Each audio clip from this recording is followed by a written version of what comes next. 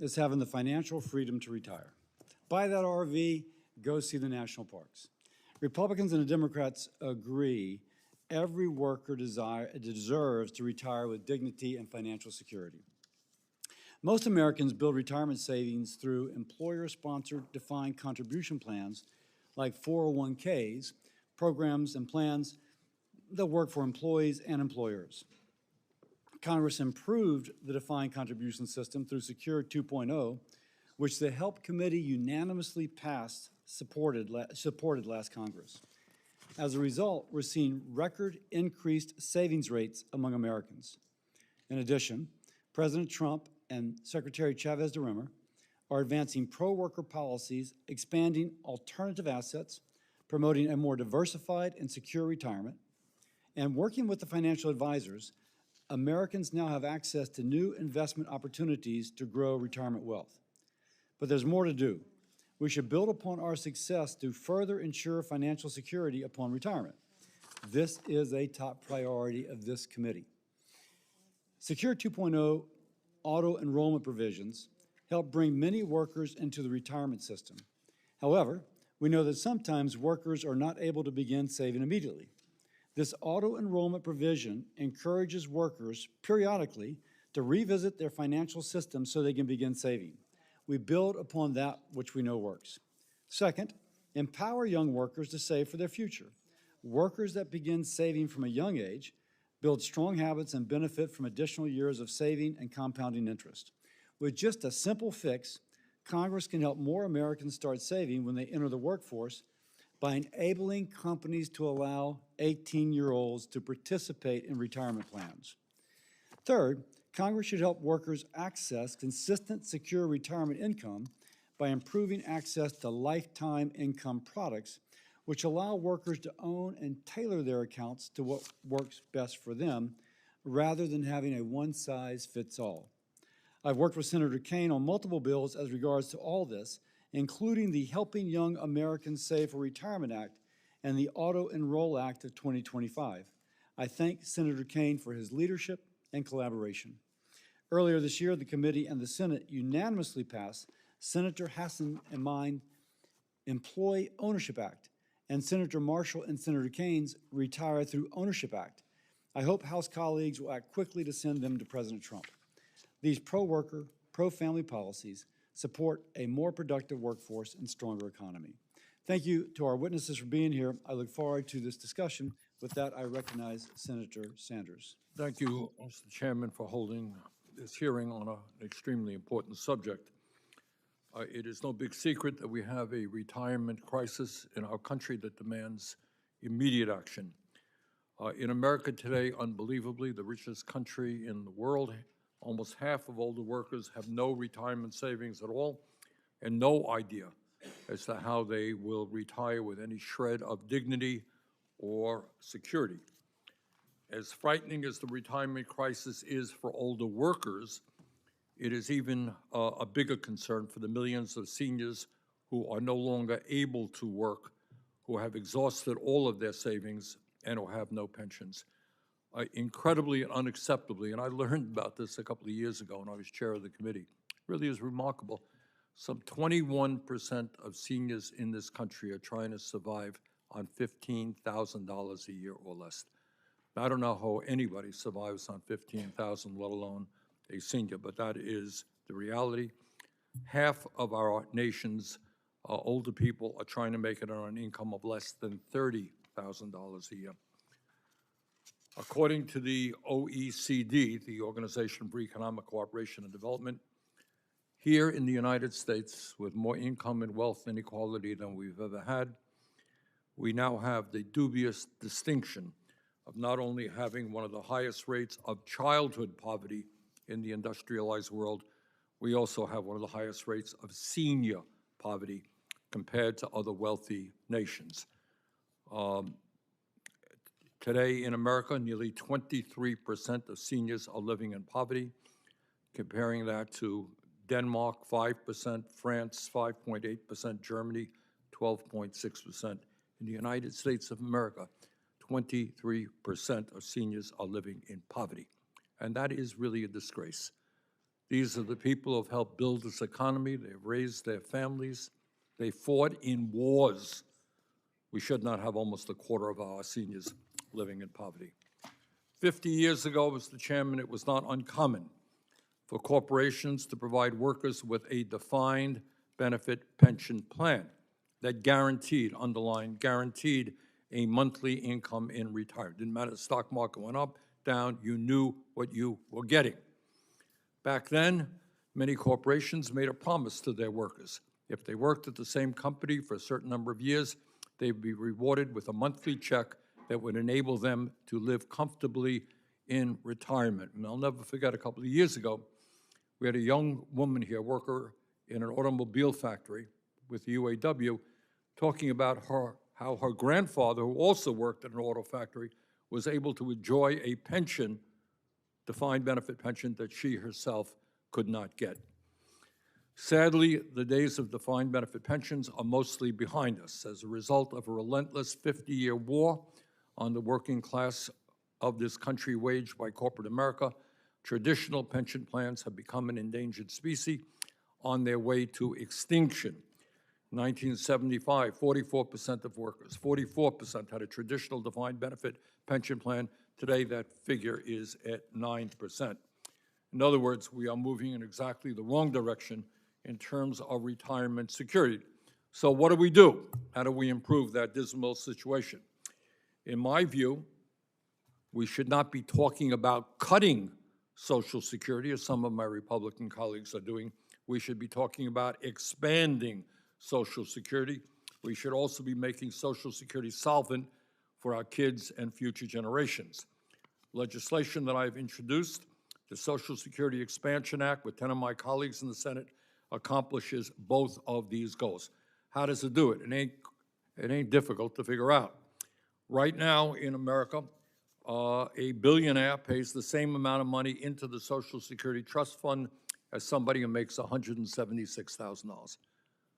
Somebody's making $50 million, somebody's making $176,000, same amount going into the Social Security Trust Fund.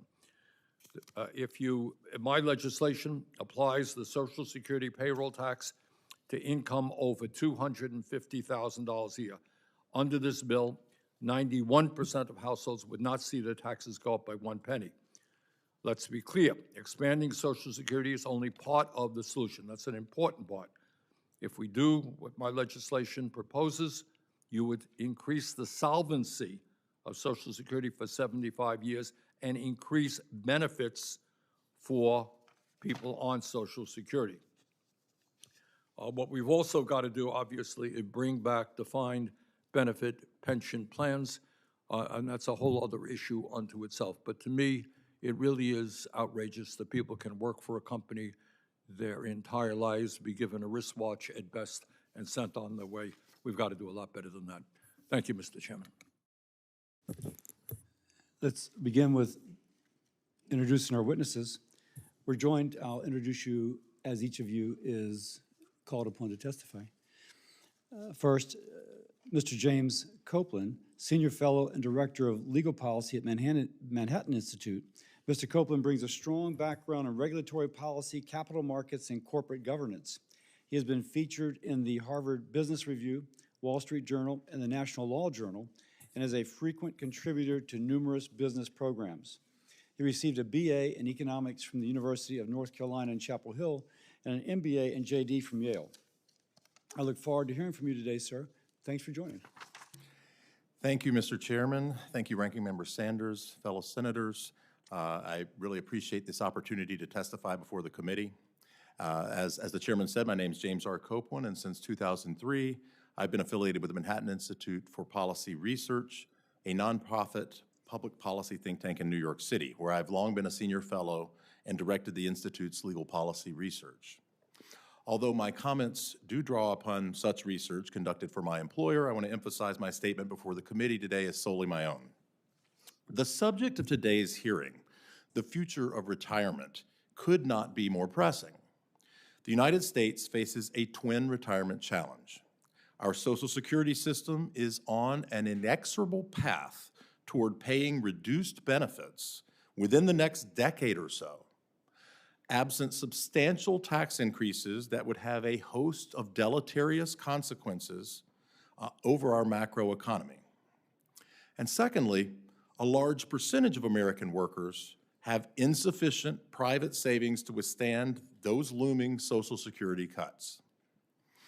Compounding those twin challenges, pension plans governed under the Employee Retirement Income Security Act, ERISA, have often been steered away from the strict fiduciary duty that they owe their beneficiaries to manage their assets solely in the interests of the participants and beneficiaries.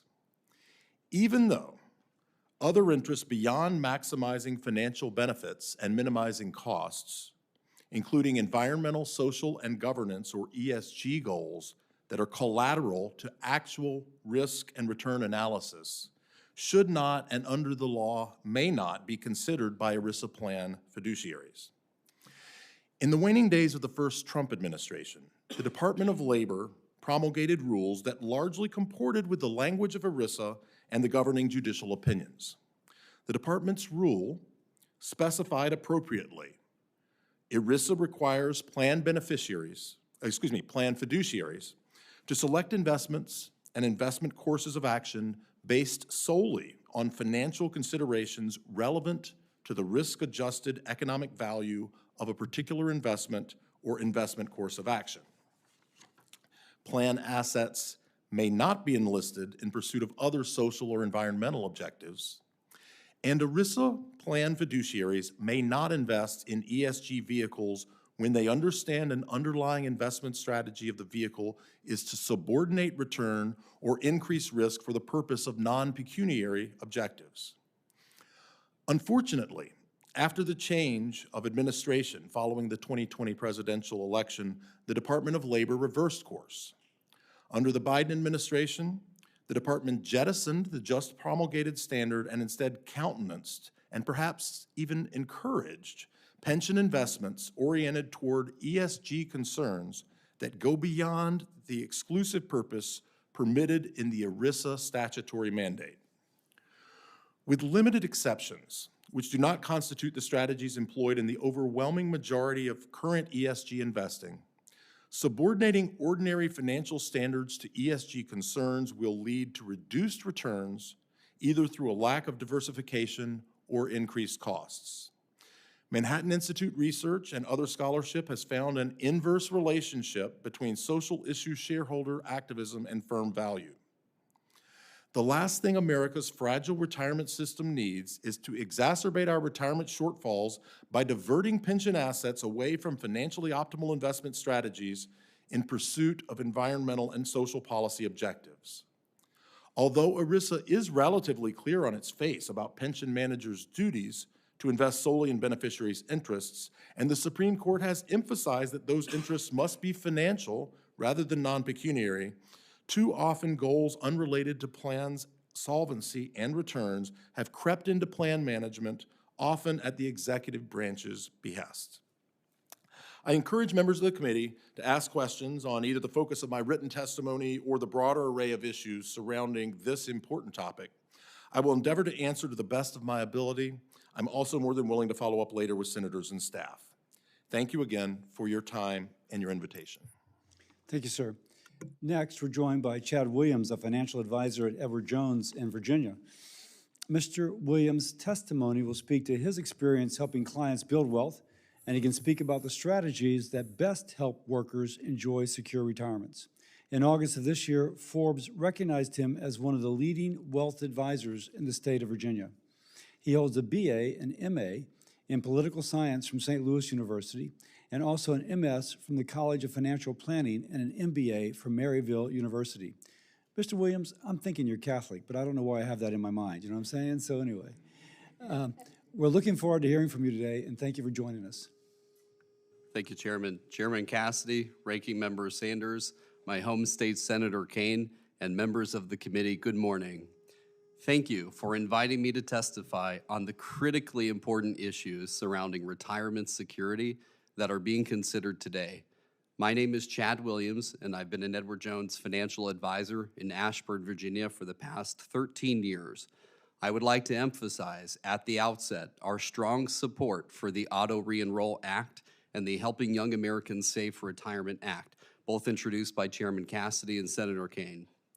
Edward Jones offers a wide variety of products and services that are designed to help individual investors, small and mid-sized business owners, achieve retirement security for themselves and their employees. Our 20,000 financial advisors serve more than 6.7 million households in America. Edward Jones has clients in every county in the United States. As an Edward Jones financial advisor, I meet every day with Americans who want to do the right thing financially, but often don't know where to begin. These conversations make it clear how financial education, combined with public policy, can change behaviors and help achieve financial outcomes. Although congressional efforts to encourage personal retirement savings have benefited millions of Americans, much more can and should be done to enhance retirement security. In that context, we strongly support two bills introduced by Chairman Cassidy and Senator Kane. First, I would like to address the automatic re-enrollment legislation. In 2023, the Plan Sponsor Council of America found that automatic enrollment can increase participation rates by at least 15 percentage points based on plan size. Under automatic re-enrollment, an employee who opts out of the plan initially is again automatically re-enrolled in the plan periodically, for example, every 3 years. This would apply the power of automatic enrollment to far more employees and help increase plan participation, while preserving the ability of employees to opt out again. Accordingly, we support the Auto Re-enroll Act. I also want to address the bill moving employees' eligibility age from 21 to 18. Saving at an early age can make a significant difference. First, retirement savings have more years to grow so that even a small amount set aside at age 18 can grow into a significant part of a retirement nest egg. Second, helping younger individuals get into the habit of saving, investing in their future, can help establish a habit of saving that will serve those employees well throughout their lifetimes. Because of this, we strongly support the Helping Young Americans Save for Retirement Act. Most business owners I work with currently do not allow for participation earlier than 21, and none have adopted automatic re-enrollment. These bills would change things for the better for many of these clients without additional burden on them. My wife and I are raising 2 young sons while also caring for my parents who live with us. I have incredible respect for the hard work of my parents and their dedication to providing for us. But like many in their generation, they began saving later in life. Their experiences and the experiences of many Americans that I work with are part of what fuels my commitment to helping others avoid these same obstacles. That's why I strongly support these bills to help more Americans build financial security earlier in life. I would also like to express Edward Jones' support for bills introduced by Senator Collins and Senator Warner in a prior Congress that would expand retirement savings opportunity for family caregivers. These family heroes give up many retirement savings opportunities, and they need our help. We look forward to the reintroduction of these bills that will help millions of caregivers save for a dignified retirement. In closing, I would like to again thank Chairman Cassidy, Ranking Member Sanders, my home Senator Kane, and the rest of the committee on behalf of myself and Edward Jones for holding this important hearing. Thank you, Mr. Williams, and I defer to Senator Sanders to introduce his witness. Thank you, Mr. Chairman. I'm pleased to introduce Richard Fiesta, Executive Director of the Alliance for Retired Americans. Mr. Fiesta is also a member of the National Academy of Social Insurance and serves on the National Board of Directors of the National Consumers League. Mr. Fiesta, thanks very much for being with us today. Thank you, Senator. Chairman Dr. Cassidy, Ranking Member Sanders, my name is Richard Fiesta, and I am the Executive Director of the Alliance for Retired Americans, and thank you for this invitation. The Alliance is a 4.4 million member organization that includes in its mission educating and motivating and mobilizing retirees and all Americans so that all Americans can have a predictable, secure retirement. Today's hearing on the future of retirement is very important. But it asks the question, Does retirement have a future? Is it something that all Americans can have, or is it a privilege only for wealthier Americans? There's no better time to strengthen retirement security because demographers tell us we as a nation are in the middle of peak 65. 2024 to 2027, more Americans will turn 65 than any other four-year period in our history, 11,400 each day. So why do we think secure retirement is at risk? The Census Bureau just last month released data saying that the only demographic group that moved more into poverty over the last year or so are people over 65. Senator Sanders mentioned the low income of many of our older Americans. For 60 and then now 90 years, first Medicare and now Social Security's guaranteed earned benefits have helped keep generations of seniors out of poverty, but it's not enough. Another reason for the retirement crisis is the decline of defined benefit pension plans. The shift from those to defined contribution plans over the last 40 to 50 years has placed investment risk on the workers and has proven to be an inadequate replacement for traditional pension plans. And importantly, there are structural economic reasons for our retirement security crisis. Americans cannot save what they do not earn. Since 1979, real wages of the bottom 90% of wage earners have only grown by about 15%. Real wages for the top 1% have grown 138%. The post-war model in which wages increased with productivity has been severed, leaving families with stagnant buying power and the inability to save for retirement. So what can we do? First, strengthening and expanding Social Security, such as Senator Sanders' Social Security Expansion Act, which will help the trust fund financially and increase benefits.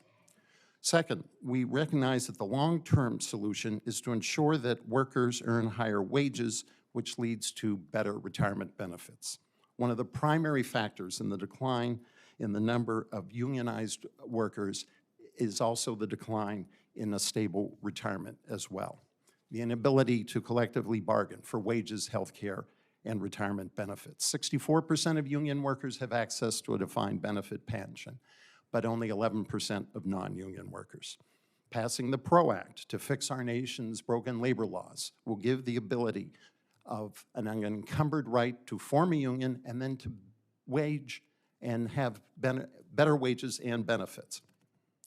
Another solution is raising the minimum wage. It's been at $7.25 since 2009, the longest stagnant price in its history. Raising the Wage Act would increase the minimum wage for nearly 22 million workers. It increases earnings now, puts more money into the trust fund, and then therefore higher Social Security benefits upon retirement. Senator Sanders, you also have the Pensions for All Act that for the 56 million workers who have no workplace access to a pension, they can either, through their employers, pay into FERS or create a FERS-type retirement program. Finally, there is more than $2.1 trillion in unclaimed 401k funds sitting in tens of thousands of dormant accounts held by employers and financial institutions.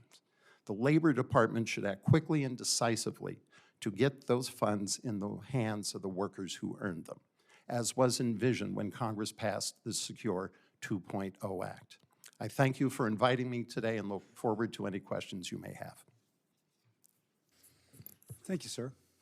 I will defer to Senator Collins. Thank you so much, Mr. Chairman.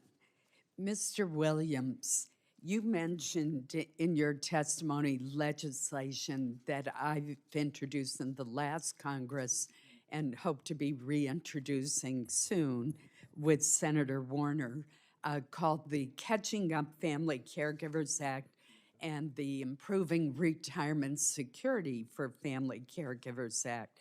The first of the two bills would allow caregivers to save for retirement in a Roth IRA, even if they are not working for pay, since most caregivers are uncompensated.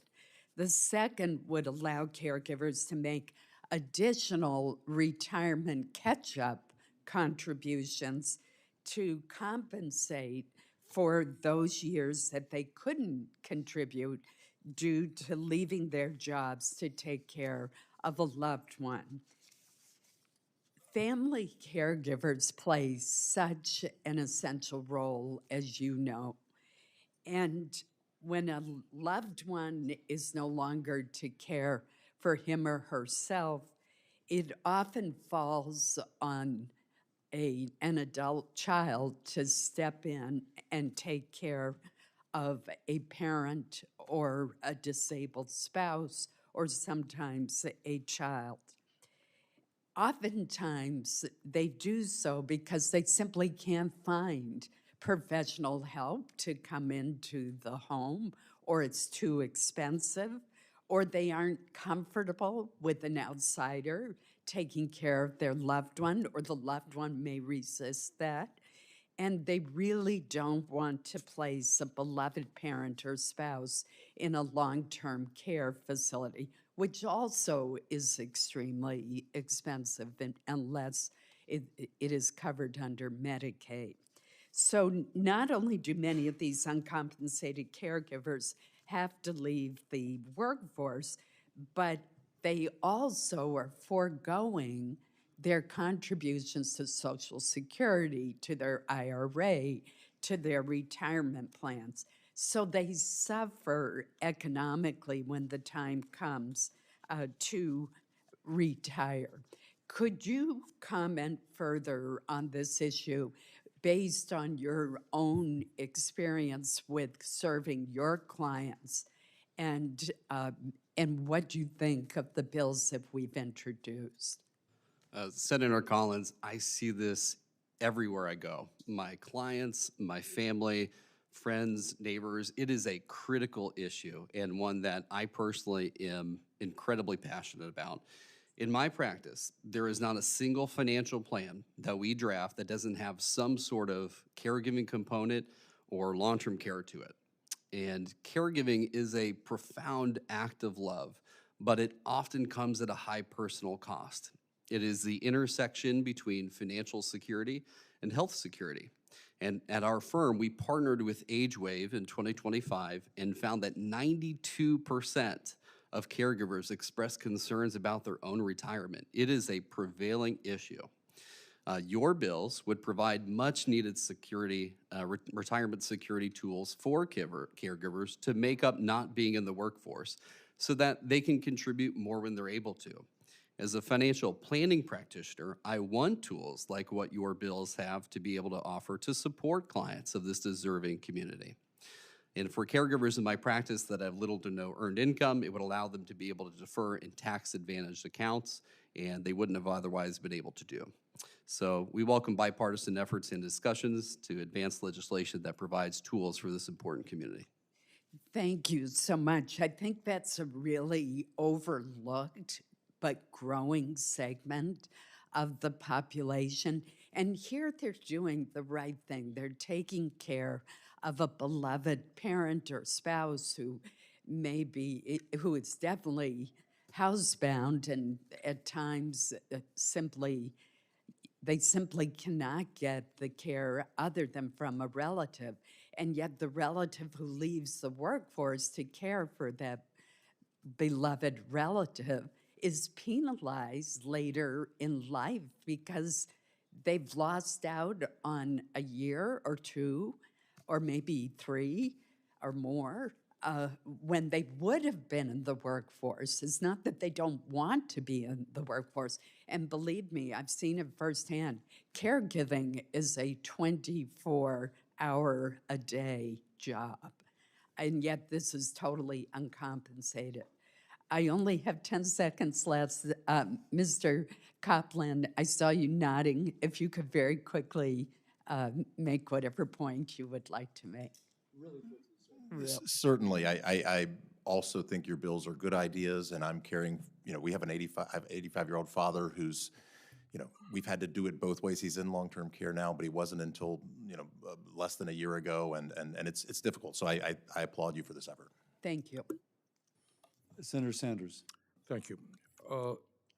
Right now, somebody makes $100 million a year here. Somebody makes $176,000 here. They both contribute the same amount of money into the Social Security Trust Fund. If we lifted that cap, as I think most Americans want us to do, starting at $250,000, we could create a solvency for Social Security for the next 75 years and significantly increase benefits for recipients. Mr. Fiesta, does that idea make sense to you? Yes. Your bill, others have put the Social Security Trust Fund on a better path to financial solvency. We know, for example, that Jeff Bezos only makes $80,000 a year. So he's only paying $80,000 in wages on Social Security, for example. The companies have to file SEC reports on what their executives are making. I can't see how that's fair. In addition, raising the cap will also create a better Social Security administration. Right now, when we have more people retiring than ever who need it, because everyone who works at SSA is paid out of the trust fund. It is at its lowest level of employees in 50 years, and that's even before DOGE took an axe to it earlier this year. And it's also the entry spot for Medicare as well. So raising the cap improves benefits, the trust fund, and the administration of the agency. Mr. Williams, do you think it's okay that somebody who makes $50 million contributes the same amount to the Social Security as somebody makes $176,000? No, Ranking Member Sanders, I'm going to stay in my lane and speak from the perspective of the families that I work with every day. But I can tell you that they depend on Social Security as a reliable foundation for any financial plan, and that they need clarity, they need predictability and confidence that the system that they pay into is going to be there in retirement. Right. And isn't one of the ways to make sure that their kids and they will continue to have the benefits is by lifting the cap so that the wealthiest people in this country at a time of massive income and wealth inequality contribute their fair share? As a practitioner, I welcome additional tools and discussions on how to extend the longevity of Social Security. Mr. Williams, you sound like you should join us up there. You sound like a good politician. Mr. Copland, you talked correctly about an aging society. Isn't one way, you got two realities. You got an aging society, but you also have massive levels of income and wealth inequality. Do you think it's okay that somebody who's makes $50 million a year contributes the same amount as somebody makes $176,000 into the Social Security Trust Fund? Well, respectfully, Senator, they also get the same back in Social Security benefits as the other folks. I mean, the Social Security system has been conceptualized since the beginning by FDR as a policy which sort of replicates a pension type system. But they pay in and get back. But they're paying the same percentage of their income, 6.2%. Correct. All right, it's But they get back comparable benefits as well. I mean, that's the way it's. Yeah, but if you're making $50 million, you're probably not staying up nights worrying about your Social Security benefit.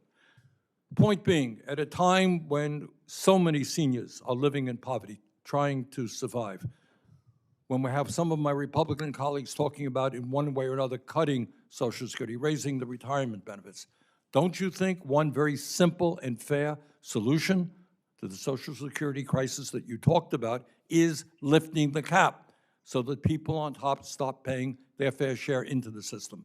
I think Social Security's gotten a lot of support for not being structured as a redistributive program, and you don't even really quite put your money where your mouth is on this policy proposal, because you create this donut where you don't increase the cap for a certain amount of income, and then you start at $250,000, which is obviously politically driven, Senator. But you're not really saying lift the cap. You're basically, well, we're going to have a cap, then we're going to keep the cap, and then we're going to drop the cap. Bottom line is we have more income and wealth inequality than we've ever had. You're living in an economy now where the richest people have never had it so good, and yet we have the dubious distinction of having the highest rate of senior poverty of almost any major country on earth. We've got to do something about it. And I think it's time we ask the wealthiest people in this country to start paying their fair share of taxes in general and into the Social Security Trust Fund. Thank you. Senator Husted. Thank you, Mr. Chairman. Appreciate everyone coming today. Interesting conversation. I will start by, in preparation for today, I looked at the Trump accounts, and I know that those are not designed for newborns, not designed for retirement. They're designed for other aspects. But if you took $1,000 and you put it into a newborn's account every year for 18 years, first 18 years of their life, and it drew 7% interest until they were 67 years old, that would be $1 million in their account.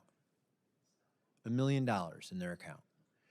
And as you might conclude, maybe from some of the conversation we've already had in here, there is perhaps a reason for people not to trust government to be the ones in charge of their retirement. As much as we all want to protect Social Security, we have $38 trillion in national debt, and seemingly no will to correct these problems in the collective world that we live in.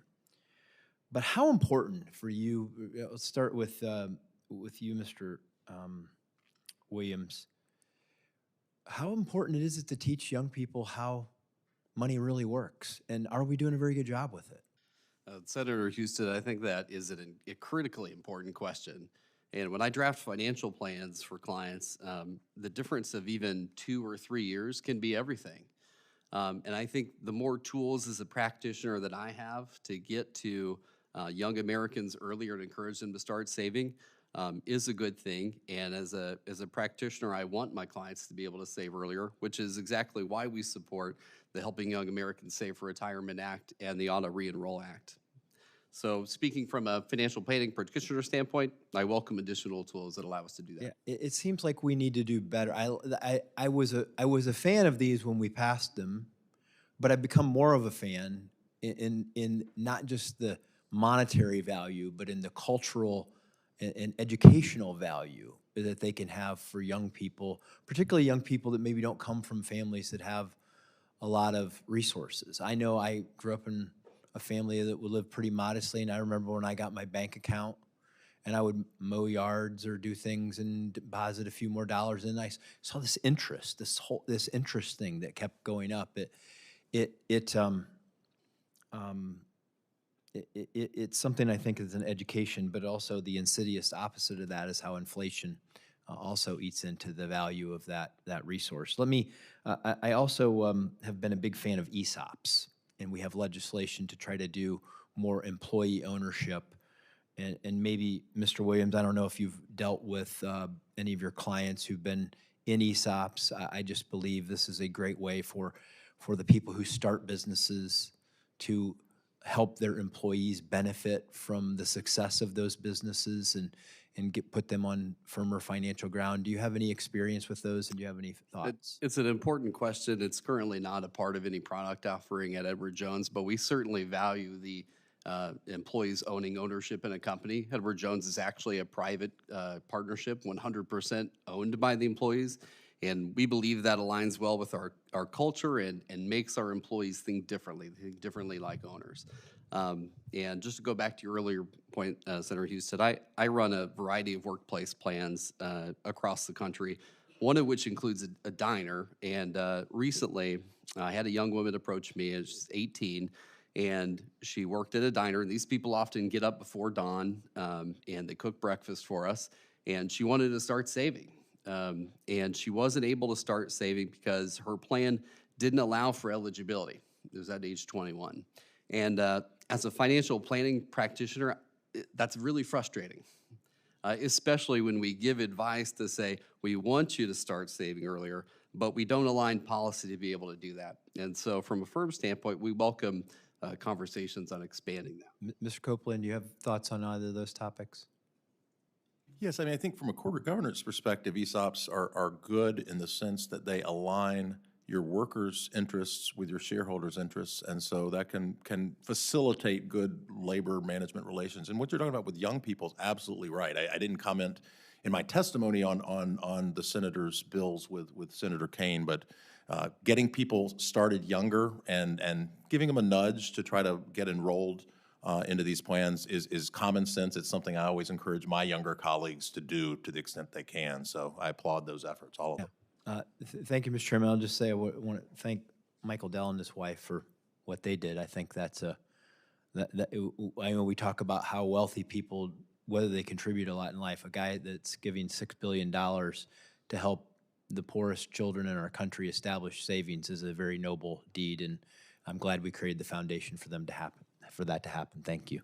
Thank you, Senator Husted. Senator Hassan. Thank you, Mr. Chair, and I want to thank the witnesses for being here today, for your expertise and for your testimony. And just a comment as we all talk about caregiving. As many of my colleagues know, my husband and I have been caregivers for 37 years for our son who has disabilities. And as important as the various proposals here are to help caregivers save for retirement, not miss out on Social Security, it's also really important that we don't rely solely on family members to be home caregivers in the home. Taking care of somebody 24/7 is not good for the person needing the care, and it's not good for the caregivers either. And there's a whole group of people who are talented and creative, but they need to be able to make a family-sustaining wage as they do this kind of care. So I hope that that's something we can continue to work on together.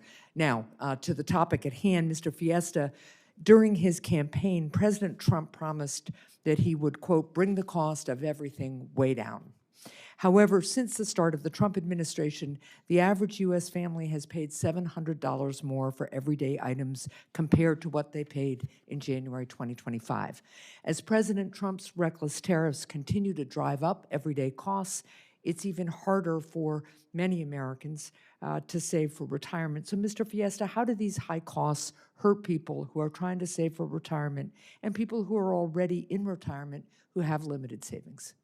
Well, excuse me, on both types of people, obviously it's been very hard. For seniors in particular, it's where they spend their money. Yeah.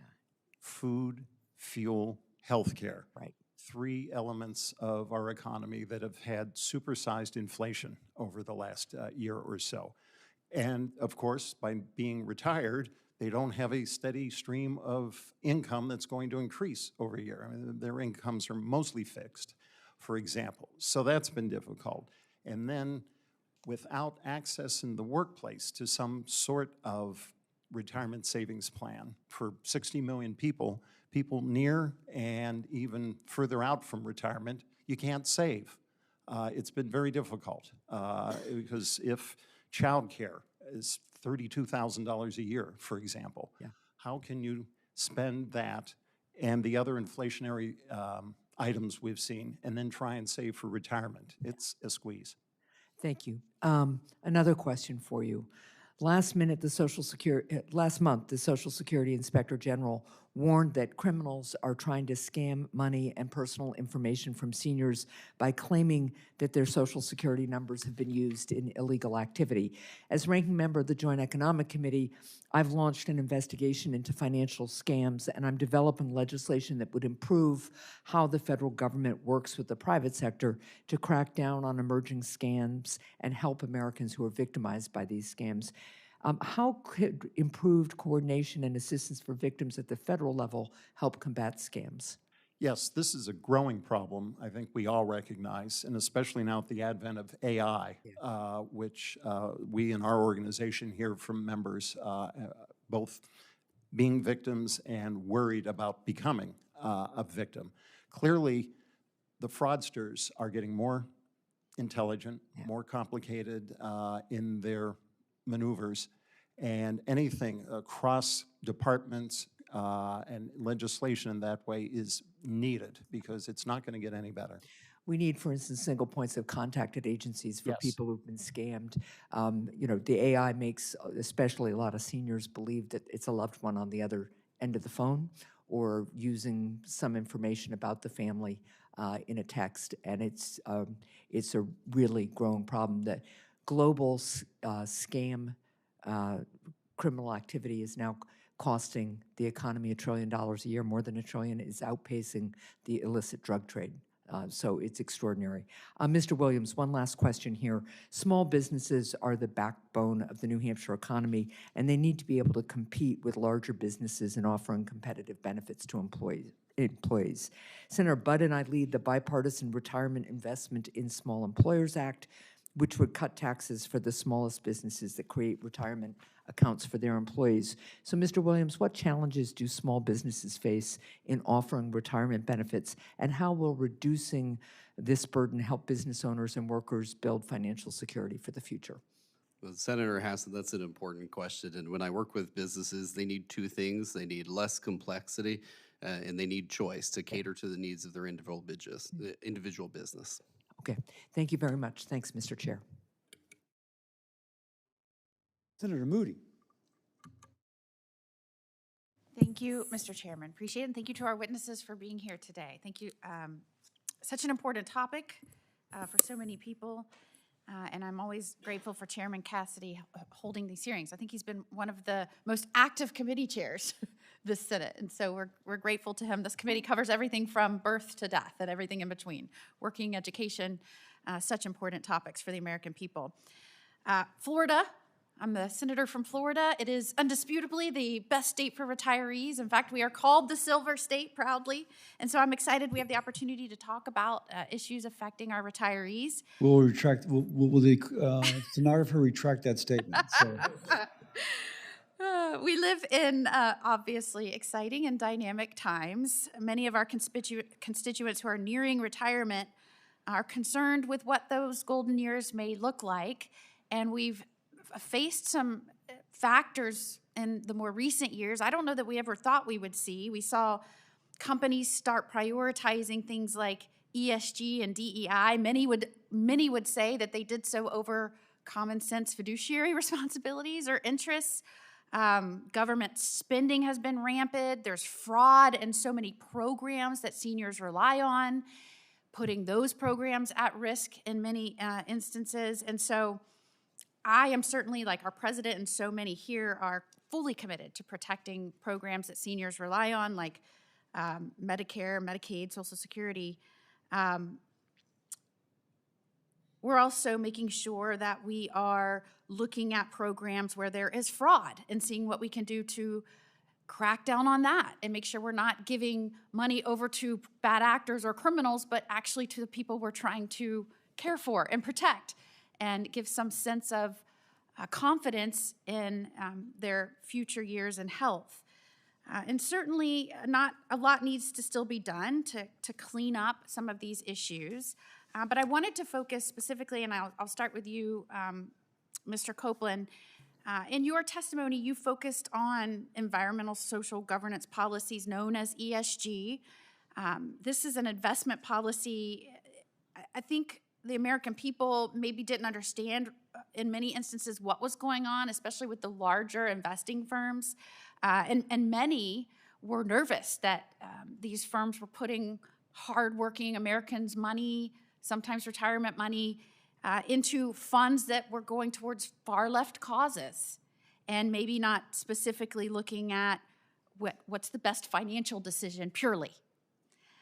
In Florida, we took very decisive action against ESG. We even divested from companies that were not looking merely at financial interests or success, and looked at other things for our retirees. But I think this goes outside Florida and what we're doing to safeguard against this in the future.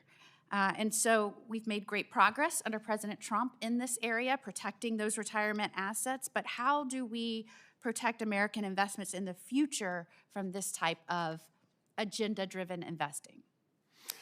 Yes, I mean, it's a multi-pronged issue, and you know, ESG captures governance. Some governance rules are worthy of discussion, but most of these environmental and social rules really do compromise returns. We've done research on that. There's peer-reviewed academic research on that. And when it comes to ERISA, which is what falls under this committee, with our pensions, we really should not countenance this sort of environmental and social adventurism when it comes to funds. I mean, it's hard to draw the real rules because these factors can matter in the abstract, but in general, what we've seen with the way this ESG investing, it's not. If you're investing your own money and you want to say, I don't like tobacco, or I don't like guns and I don't want to invest in that. That's fine, but that's very different than what's happening with some of these funds where they're actually leaning in terms of shareholder engagement and trying to change corporate behavior, including these big passive index funds, including proxy advisory firms, which are broadly unregulated federally. So some of that stuff falls under Senate banking and not here, but the ERISA stuff, the pension stuff, it's vitally important, particularly for states with lots of retirees like Florida. Thank you, sir. And mindful of my time, I'll turn it back over to the chair. Thank you, Senator Moody, and now Senator Kane. Thank you, Mr. Chair, and thanks to the witnesses. I had intended to be here on time to say a word about Mr. Williams, a Virginian, by way of introduction, but a Foreign Relations Committee delayed me. But I just want to brag on him in case you didn't, Mr. Chair, in the introduction. He runs his practice in Ashburn, Virginia. His wife, Anusha, they would do it together. I think Anusha is here with us in the audience. His testimony obviously focused very heavily on his firsthand experience dealing with clients. Just this past August, Forbes recognized him as one of the leading wealth advisors in the state of Virginia, and we're really happy to have you with us today. And thanks to the panel. There's a lot we can agree on in this space. There's a lot of bills pending before the HELP Committee that are very bipartisan that I think we can advance on. I know the chairman is very committed, as Senator Moody said, to having this committee be a committee that marks up a lot of legislation, because even though there's a pretty broad ideological breadth on this committee, we've had a history of being able to do a lot of good work. Mr. Williams, I really appreciated your story about your client who's the 18-year-old working at a diner. More 18-year-olds work full-time than most people think, and yet federal law says that when employers have 401ks or other pension plans, they must allow all over age 21 to participate if they have the plans. Millions of workers work in places that don't have the plans, but if an employer offers that plan, they're required to have that open to all over 21. Senator Cassidy and I have a bill that would say, hey, if you're a full-time worker at 18, you shouldn't be shut out of a plan. And so this early retirement bill, we call it the Helping Young Americans Save for Retirement Act, which is very bipartisan, I think would be a positive. Mr. Copland, I appreciate you weighing in on that one as well. Let's, if we say you want to start the habit earlier, let's provide the tools to really make it powerful to start the habit earlier. The other issue that's come up, and again, it's a bill that Senator Cassidy and I have had for a couple years, deals with auto re-enrollment. Here's some statistics that even when I hear them, I continue to be surprised by them. 3 in 10 workers who have the ability to contribute to workplace plans don't. And most of these workplace plans do involve some employer match. So, but 3 in 10 who could get that match if they contribute don't. But then another survey shows that 59% of people not participating in their workplace retirement plan actually believed that they were participating. And so there's a need for more information, and more information delivered in a regular basis. In health insurance, you know, we commonly ask people to re-up every year. Okay, here's what you did last year. Here's how it might have changed. Do you want to stick with what you did? Do you want to do something different? So people get the prompt every year in health insurance.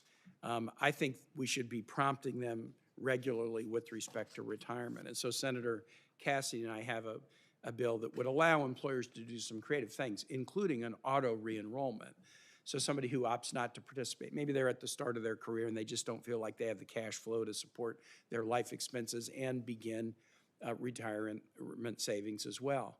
But if every few years you re-enrolled them in a plan automatically and allowed them to opt out, they can opt out, that would be a way of maybe encouraging them to take seriously this form of savings. As Senator Husted said, modest investments over a long period of time can mean tremendously successful collection of assets toward the end of your working life. And so on the auto enrollment question, I would just love you to talk a little bit more about why that would be so valuable. So, Senator Kane, thank you. I see this issue every day, and I love, when you mentioned that people are prompted with their health benefits to reevaluate things on a yearly basis. As a financial planning practitioner, I would love that. In many plans that I've taken over, you would be shocked how many employees thought that they were enrolled and they're not. We do this with health. Employers send reminders for open enrollment because life happens, we get busy.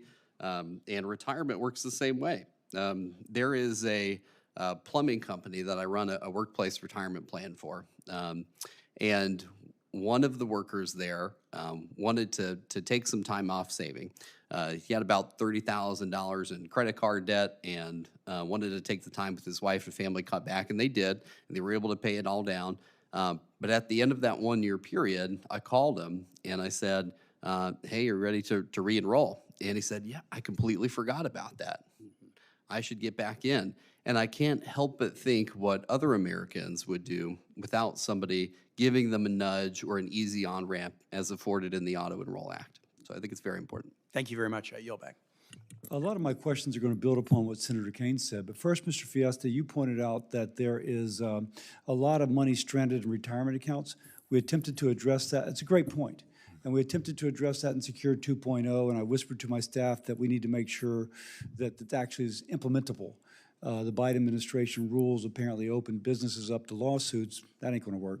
So anyway, just to say, I thank you for raising that point. Mr. Copland, I just want to build on this. What is the power of allowing an 18-year-old to begin to save? I mean, in terms of the return on savings for retirement. Yeah, it's really just the power of compound investing, right? I mean, when you save early, that investment grows, and then you're earning on those earnings. And it's why I always tell, my young Manhattan Institute colleagues, do it early. If you wait till you're in your 50s like me, you're going to have a hard time catching up. And we let people vote at 18. We let them join the military at 18. It seems like the right cutoff to me. And so I really think it's something that ought to get broad bipartisan support to say, if you're 18 and you're working, you can do this, particularly because a lot of these folks are folks that aren't going to college. So, this is part of that opportunity cost trade-off. And if they're going to go straight into the workforce, they ought to be able to save for retirement. I think it's consistent with what we've been doing. Moody and Kane and Cassidy have been interested in how do you get people who don't want to go to college the training in high school by which they could begin to work upon graduation from high school. Why aren't you including them in the 401k? That's consistent with other policies that we're doing. Mr. Williams, why would someone choose not to save? There can be a variety of reasons, including financial emergencies. Typically, they're financial shocks, but they're usually transitory in nature. They might need a new car, something breaks down, need to do a house remodel, and they aren't always an emergency. I had, for example, a couple clients that were welcoming a new baby, and they needed to get the room ready, and so they just needed a quick break to be able to get that room ready. So the auto enrollment, the renewed auto enrollment, for those who have the new baby, maybe Irish twins, they have 2 new babies, but then they would be 2 Irish guys up here. So, so then this would be tailored for them. Oh, now we got to start thinking about retirement again. Absolutely. Now, can you review, because there's actually academic data that shows that if you have auto enrollment, the increase in people who participate in retirement. Mr. Copland, will you talk about that? Yeah, I mean, this is the sort of nudge that folks like law professor Cass Sunstein, who's worked in Democrat administrations, and economist Richard Thaler wrote about in their book. And I don't agree with every application that they elucidate, but this is sort of pretty much an obvious one, right? I mean, every year. I mean, I'm in the process now. I've got to figure out what I want to do with my FSAs. We get healthcare and re-enrollments, et cetera. If you just had this every year, there's a lot of inertia that sweeps in there. But don't I know, there's the uptick, 49% more people will enroll. There's some study out there. Do I remember that correctly? Is that a real number, or am I imagining that? We can get back to you on the official figures. Chair. Yeah, but it's significant. It's a lot. Auto-enroll really helps. It's a huge uptick, and we'd have to see it work in practice, but I think it could be one of the more significant things out there in terms of defined contribution plans. Now, let me ask, because Senator Sanders has talked about the defined benefit versus the defined contribution, and there are advantages to defined benefit, one of which is the lifetime income products. What can Congress do to increase access to lifetime income products? If you will, importing the best of the DB system into the DC system, which has more flexibility. Question for me. So Chairman, it's an important issue, and we want to acknowledge the concern behind it for expanding access to these products. And as a financial planning practitioner, I want additional tools, including lifetime income products, to be able to offer within workplace plans. But ultimately, we want to empower plan sponsors to be the deciding factor and make those choices on what they believe is best for their employees. Okay. Mr. Fiesta, do you want to respond to that? Yes. Again, it goes to whether or not you have enough to save, and compounding is important, but are those funds going to stay in retirement funds until retirement? In other words, we've seen people taking out retirement funds early, and you lose the compounding, you lose money at retirement. I'll point out that sometimes after Hurricane Katrina, for example, we allow people to withdraw and then repay without penalty. So just as a state, coming from a state in Florida that supposed a good state to retire in, that, you know, you can't have natural disasters which have a negative impact. So we also have to have that flexibility. And I would suggest that in the case of something like a natural disaster, we would allow, that may be Senate Finance, but that we would allow to pull out and put back in without penalty. But anyway, Senator Hickenlooper. Thank you, Mr. Chair, and thank all of you. This is something, you know, before I ever dreamed of getting in politics, I opened a restaurant in a funky part of Denver in 1988. And there probably is no form of small business where you are closer to your employees and they become part of your family, and you deal with their joys and their sorrows in an immediate way it's almost impossible to describe unless you've been in that kind of a situation. And the one thing, we worked for several years, we created 401ks, we got bigger. The burden of it on the business, but also on the employees, they just kept dropping out. And, you know, we provided healthcare. We were tried to be the most noble of small businesses, even beyond what was economically efficient in many senses. And I guess when you recognize that we have so many people that don't have any retirement benefits at all, some of the statistics, 79% of those between 18 and 65 haven't got a good retirement plan. 80% of the people making less than $27,000 a year of any age don't have a retirement plan. You know, you're talking somewhere 55 in the neighborhood of 55 million Americans that we're all going to have to sort through and take care of in one way or another if we can't get one of these retirement plans together. And I agree completely that auto enrollment is essential, very powerful. Mr. Fiesta, I guess I'd start with you. Why is providing access to high quality retirement plans for, you know, truly small businesses, and I would say gig workers, you know, subcontractors, small businesses like that, why is it so particularly important? For people who change jobs frequently or are independent contractors, assuming they're not misclassified as employees and should be employees, they will have many jobs, short-term and long-term, during their lives. So if there is some locus to have access to a retirement plan that stays with them through their working life, it just makes it easier on top of Social Security to have a more secure retirement, and you're not then burdening public programs, potentially. Right. Well, and I agree that ability, we have a plan we're working on it, I think you're aware that. Yes. A retirement for all Americans. It allows people to take it just wherever they go, it's theirs.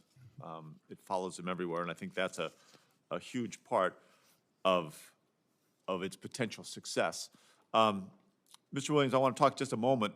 When you look at how many Americans feel that any kind of savings is a burden to them, you know, AARP reports that workers are 20 times more likely to save for retirement if their contribution is automatic. Again, our plan that we're working on is trying to make sure that that is an automatic. They can take it down to zero if they want, but we're constantly trying to push them to that automatic savings, because it's amazing what people can do if they're not paying attention sometimes. We're also trying to, you know, by making the automatic enrollment, remove barriers. What's your sense of automatic enrollment? You answered a little bit already, but flesh it out. Excellent question, Senator Hickenlooper. I think automatic enrollment has had an amazing effect on young Americans and all Americans saving for retirement.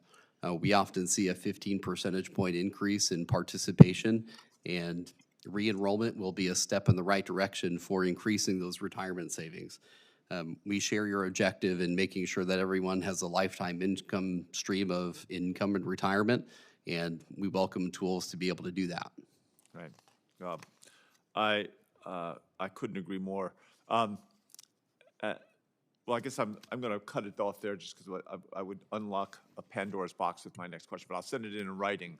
I also want to insert some items in the record. I asked unanimous consent to enter into the record the 3 letters that Senator Kane referred to from AARP, the United Steelworkers of America, and the Certified Financial Planners Board. Without objection. Great. I yield back the floor. Senator Murray. Pandora boxes are good. We can do that.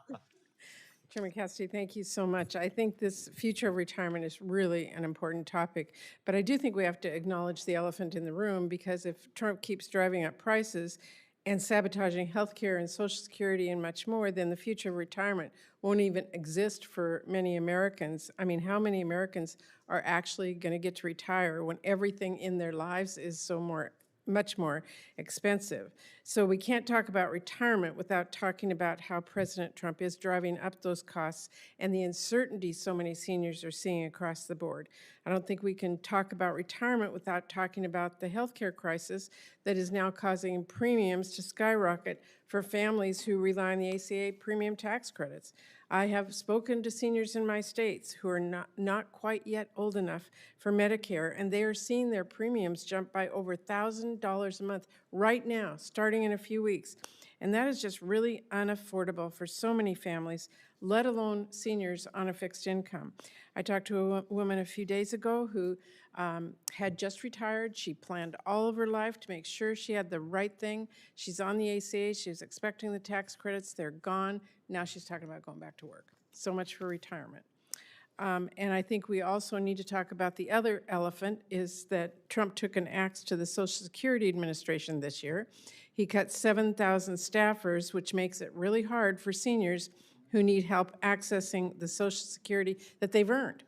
Instead of focusing on pushing legislation that will help seniors afford those basic necessities, food, electricity, instead of fixing the mess he caused with those SAA cuts or the chaos that is now being caused by the tariffs, Trump's top priority was to cut taxes for billionaires, not for seniors. So I think we all have to recognize that's the picture that many seniors are looking at today.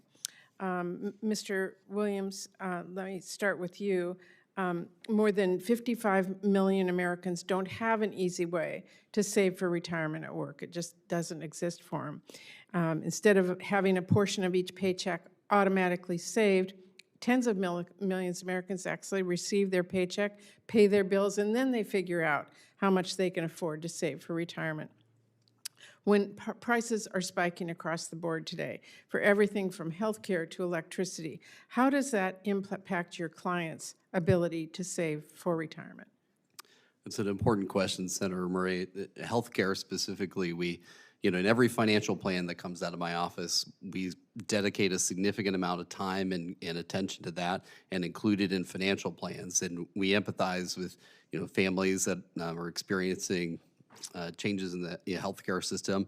But as a financial planning practitioner, I will stay in my lane and avoid public policy and say that I welcome additional tools as a financial planning practitioner that helps us address this important issue. Well, Mr. Fiesta, seniors spend their working lives paying into Social Security, and nearly 40% of seniors rely on that for a majority of their income. Yet the Trump administration is really intent on making it harder for seniors to access their hard-earned benefits. My constituents in Washington State are waiting on the phone with the Social Security Administration for hours, getting dumped off, having to call back in, still not talking, just unable to reach an actual person that can hear them and help them through this. What have you heard from your members about their experiences with the Social Security Administration over the last year? Sadly, the same, Senator. We've heard similar stories on waiting. It used to be a year or so ago, you could go into a Social Security office if you needed a new card, prove who you were, and a new card appeared in the mail within 10 days or so. Now, if you can even get to an office, you can't do that, and they'll give you an appointment in 2-3 months for something so simple as that. The number of offices that have lost staff, these local offices which were designed to help local people, have seen some 100% of their people leave, take an early buyout, or were fired. We're also very worried about who is guarding the technology and the security systems at the Social Security Administration too, given potential breaches and the like there. So we're hearing it every day just on the retail of trying to get simple service. Again, we're at a point in our history where 11,400 people are turning 65 every day and have the lowest number of staff at Social Security in 50 years. So we're in a demographic crisis, but for individuals who need those services, which we pay for because all those workers are paid out of the Social Security Trust Fund, aren't getting them. Well, this is what I am hearing from a lot of people in my state as well. This needs to be fixed. SSA needs more support, not less, and soon. So thank you. Senator Kim. Thank you, Chairman. Thank you to the three of you for coming out and sharing your thoughts here on what we can do to be helping Americans when it comes to retirement. Yesterday, I gave some remarks on the floor of the Senate talking about how my father was recently diagnosed with Alzheimer's. It has been extraordinarily difficult, not just to see my father in that kind of condition, but also it has been financially catastrophic for our family. Not just for me, for millions of others that are experiencing 7 million people with Alzheimer's, tens of millions of family members. The out-of-pocket costs are unbelievable and outrageous, oftentimes $12,000, $15,000 a year just for a room for my father in terms of getting care, let alone all the other challenges that we're seeing. It has now affected my ability to save, my sister's abilities to save for our own retirement. We're reducing that. It's affected my ability to save for my kids in terms of their 529s. Is having multiple generational impact. And Mr. Williams, I guess I just wanted to get a sense from you what we should be thinking on this front. Like, what do you tell your clients who are thinking about planning for long-term care costs? How does that factor in when we're thinking about their retirement security? Senator Kim, I am so sorry to hear that your family is going through that, and I empathize with you. It's an experience that many of my clients experience on a daily basis. I encourage clients to make in their financial plan long-term care and healthcare planning a critical component of their financial plan. And I think to ignore that does a disservice to them in retirement planning. So in my practice, what I'll often do is encourage them to take advantage of any available tools that they have, which can include, but not limited to HSAs, et cetera, in saving on the side, long-term care products, and self-insuring as well. But I think the key here in overcoming the costs of that and having enough resources is to start saving early, which is exactly why we support the Helping Young Americans Save for Retirement Act and the Auto Re-Enroll Act. In many times when I create a financial plan, we'll let the investor or client make the choice on how they want to receive that care. To your earlier point, some clients prefer a nursing home, a private nursing home, or a home health aide. And that's not always an option for everybody and the people that I work with.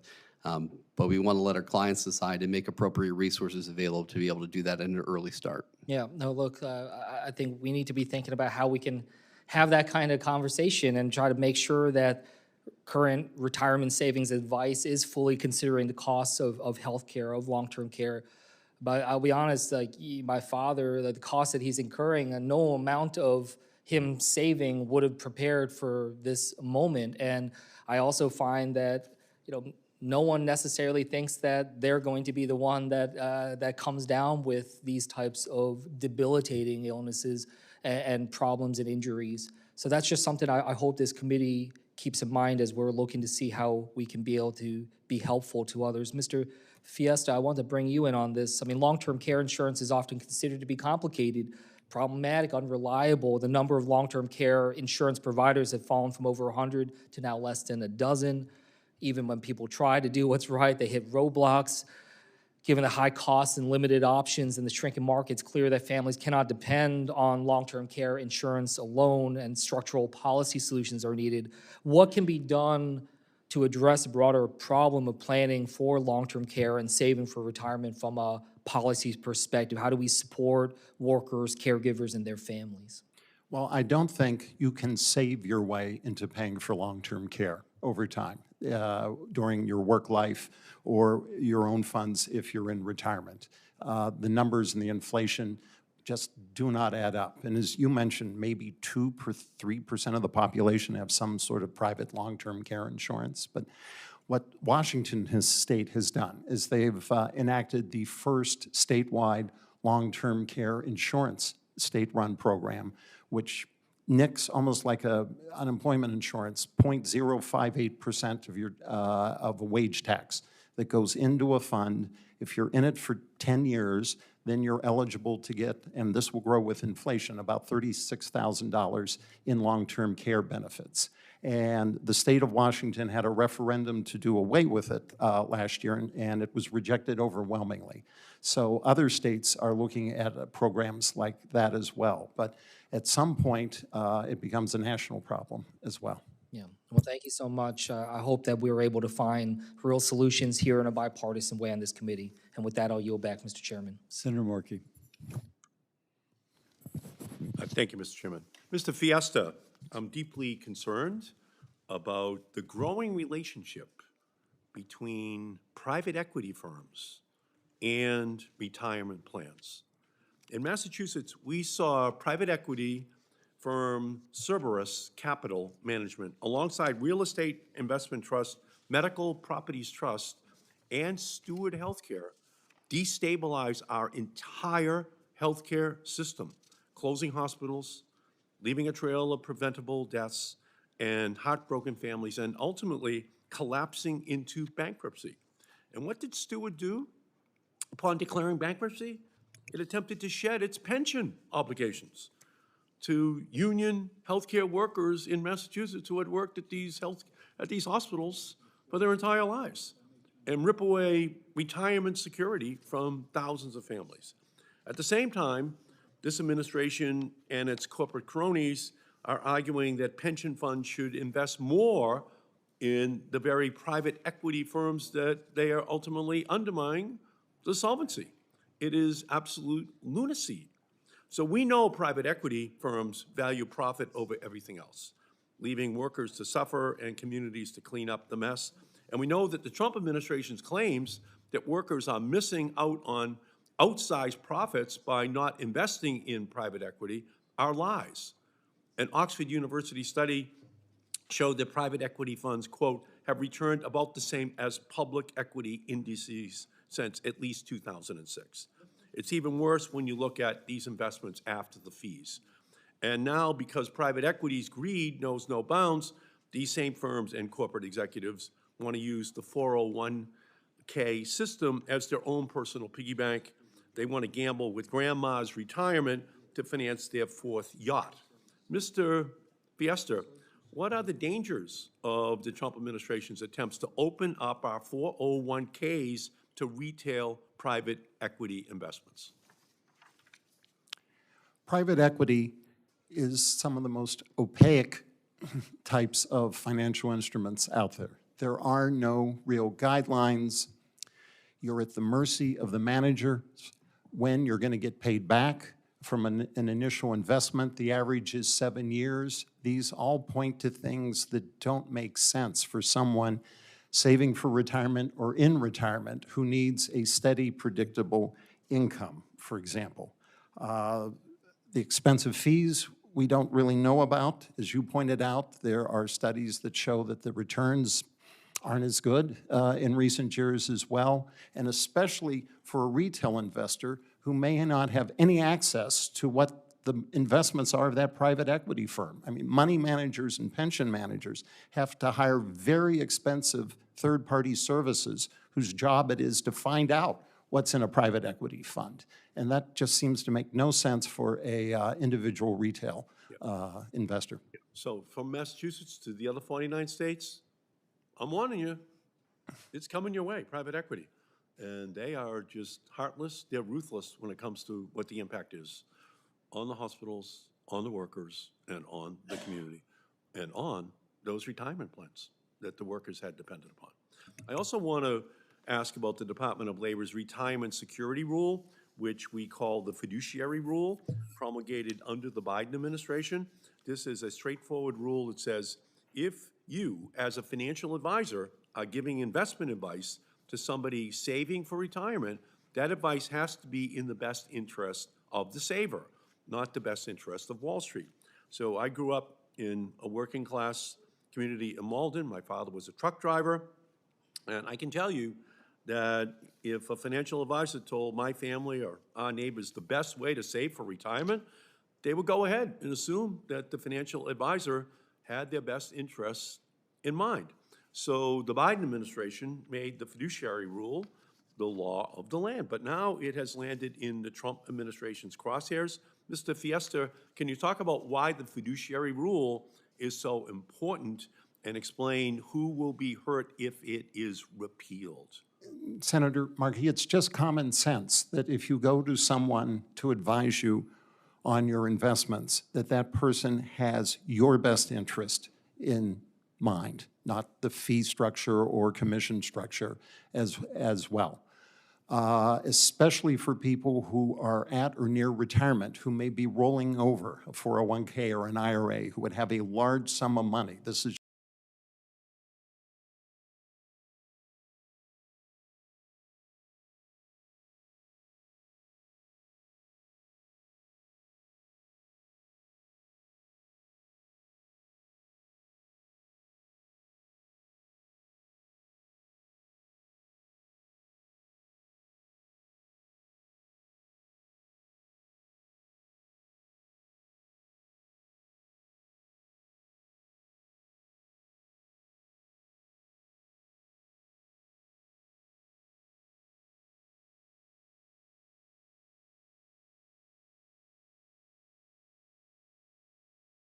Member Sanders for holding today's hearing. Also want to say thank you so much to each of our witnesses for being here and for presenting today. Now, as we discuss the importance of planning for retirement and having investment options for retirement, as well as other issues that this committee should consider, I'd like to ask just a few questions, starting with Mr. Williams. Earlier this year, the administration issued an executive order that would encourage 401k managers to offer private equity options in retirement portfolios. And one of my priorities here in the Senate is creating pathways to wealth for all of our families and to grow economic opportunity, especially younger constituents who have expressed their interest in planning for the future and building that type of wealth. Investments in private equity seem to appeal to many of them as I talk to them. So I want to make sure that our next generation's investments in their future are protected. And the idea that private equity investments may bring about a higher return on investment than what we would consider in a traditional retirement investment is debatable.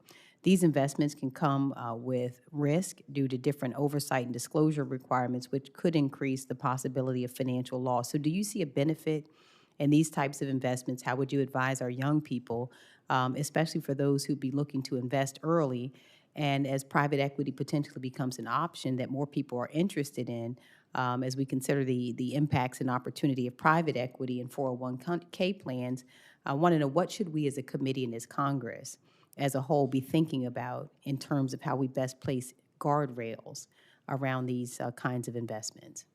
Senator Alsobrooks, this is an important question, and we share your desire to create American prosperity and help younger Americans save for retirement. And as a firm, we continually explore new products and services in our workplace plans so that they are appropriate, diversified, and transparent. And we are currently exploring how we can prudently offer alternative investments to clients. But I think the guiding principle is to make sure that our clients have a safe and transparent experience and a set of investment options. With regard to individual products, my approach as a practitioner is I treat it in the same way that a patient wouldn't come to a doctor. If a patient comes to a doctor and says, I want this particular medicine, or I don't want this particular kind of medicine, if they're a good doctor, they will say, well, maybe that makes sense for you, maybe that doesn't. But I'm more concerned about how it fits within the overall context of your wellness plan. And as a financial planning practitioner, I take a very similar approach. So if a client comes to me and says, I want private equity or I want alternative investments, my job, both as a financial advisor and a CFP professional too, as well, is to make sure that we're prudently offering products and services and they can make informed choices. Okay, thank you so much. Now, Mr. Fiesta, when we're looking at how much seniors rely on Social Security for their monthly income, the numbers paint a really challenging picture. In my state, for example, approximately 30% of our residents age 65 and older rely on Social Security for at least half of their monthly income. And when you look nationwide, we know that 73% of seniors rely on Social Security for half their income. 22 million seniors rely on it as their sole source of income. And data tells us that even with Social Security, approximately 23% of seniors in the United States are living in poverty. Now, I was proud to join Senator Blumenthal and several of my colleagues to include Senator Sanders as an original co-sponsor of the Boosting Benefits and COLAs for Seniors Act that would base Social Security benefits on the Consumer Price Index for Americans age 62 and older, which is CPIE, instead of the Consumer Price Index for urban wage earners. And I was also proud to join Senator Sanders and more than 170 of my colleagues in Congress to support Raise the Wage Act. So Congress has been debating the COLA change for several years, and I wonder whether you can explain the importance of calculating Social Security benefits using CPIE rather than CPIW. Yes, Senator, we have, at the Alliance for Retired Americans, supported changing the COLA to what retirees spend their money on: food, fuel, and especially health care, the highest inflation components of our economy, including prescription drugs. This year, for example, the Social Security COLA January 1 will be 2.8%. Had we been using at the BLS the CPIE, it would have been 3.1%. And most of the last 20 years, the CPIE would have been 0.234% higher than what the COLA was. So you can compound that over time, and seniors would then have a more realistic income to pay for their basic necessities. Thank you for co-sponsoring. Thank you, Mr. Chair. Now, I ask for unanimous consent to enter letters into the record in support of the Helping Young Americans Save for Retirement Act from the National Rural Electric Cooperative Association, Nationwide, Transamerica, TIAA, Empower, Ever-Jones, the Insured Retirement Institute, LPL Financial, and the American Benefits Council.